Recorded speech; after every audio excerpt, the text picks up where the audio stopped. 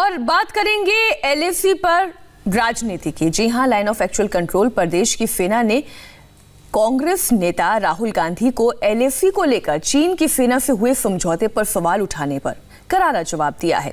राहुल गांधी ने आरोप लगाया कि सरकार ने चीन के सामने घुटने टेक दिए। इस पर रक्षा मंत्रालय ने कहा कि भारत का इलाका तो वो भी है जो 1962 से चीन के कब्जे में है। अभी तो सिर्फ फॉरवर्ड पोजीशन को हटाकर पहले की स्थिति बनाई गई है। ऐसे में सवाल खड़ा हो रहा है कि चीन के मसले पर राहुल गांधी देश में भ्रम क्यों फैला रहे हैं।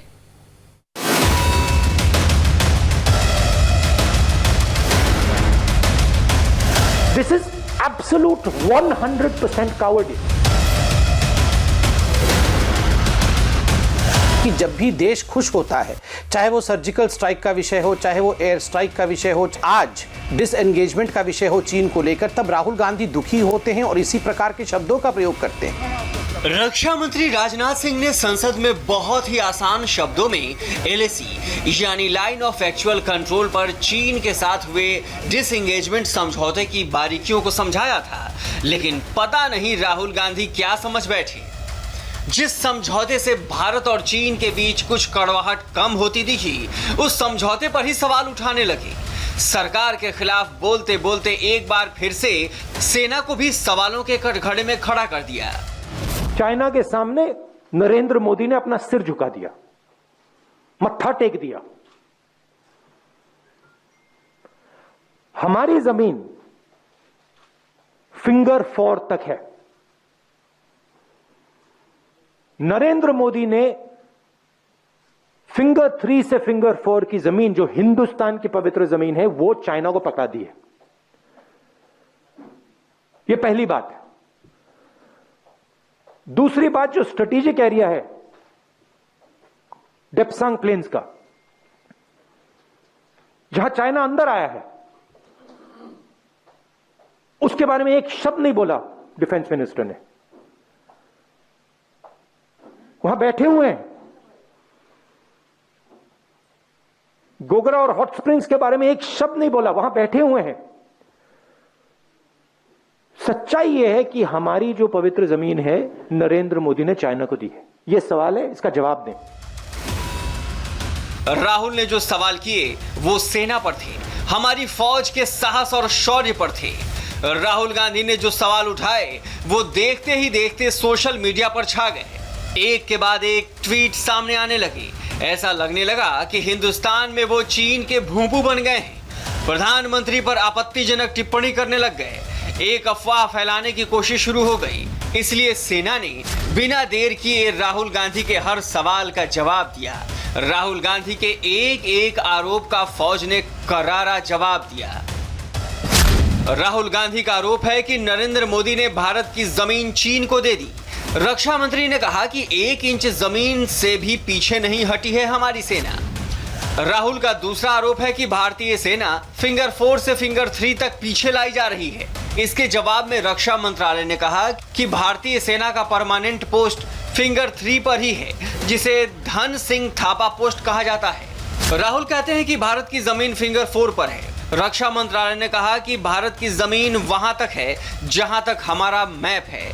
पूरा अक्साई चीन ही भारत का हिस्सा है, लेकिन भारत की 43,000 वर्ग किलोमीटर जमीन पर चीन का कब्जा 1962 यानी नेहरू के समय से है। राहुल फिंगर 4 के पास एलएसी मानते हैं, जबकि रक्षा मंत्रालय कह रहा है कि भारतीय सेना फिंगर 8 तक एलएसी मानती है। इसीलिए चाइनीज आर्मी को फिंगर 8 के पूरब तक जाने को कहा गया है।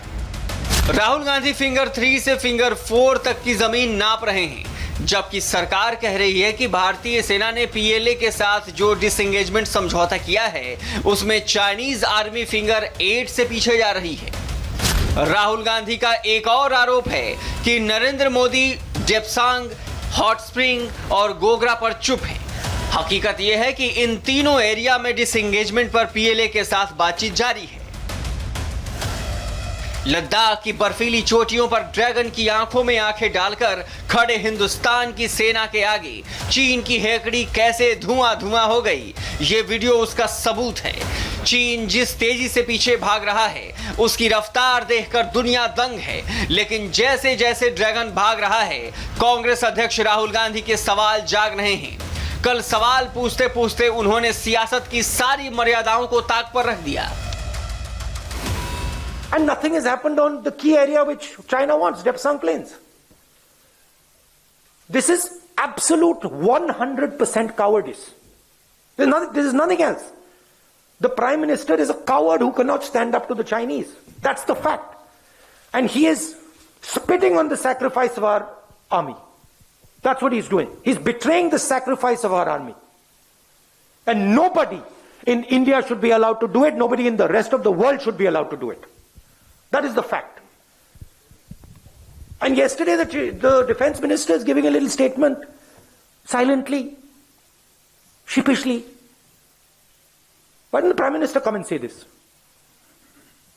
Why is he making the defense minister make this statement? Prime Minister should say, I have given Indian land to China.